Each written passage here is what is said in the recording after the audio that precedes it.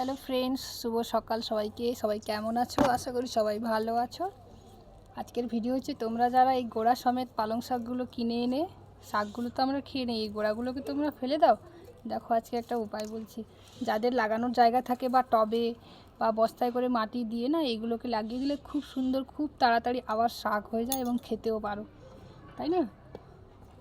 তো আমি নিয়ে এসেছি আজকে পাশের বাড়ির দিদির থেকে।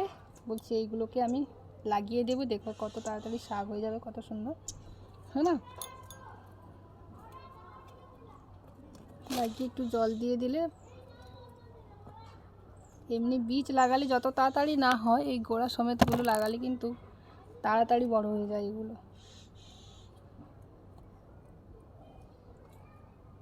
আর আমাদের এখানে তো লাল মাটি, তো এই মাটিতে কিন্তু ভালোই হয় চাষবাস। যদি পরিমাণ মতন জল দিয়ে রাখা হয় তাহলে কিন্তু চাষবাস খুব ভালোই হয়।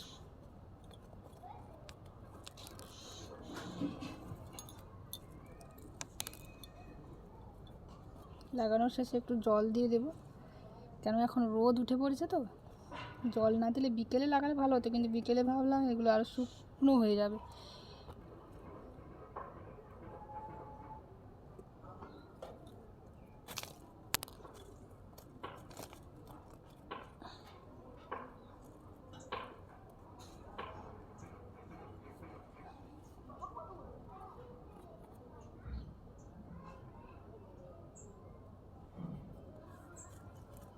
এইগুলো দেখতে পাচ্ছ, এইগুলো তো আমরা বাড়ি থেকে বীজ নিয়ে এসে এইগুলো লাগিয়েছি। এগুলো 10-12 দিন হয়ে গেল, এত বড় হয়েছে।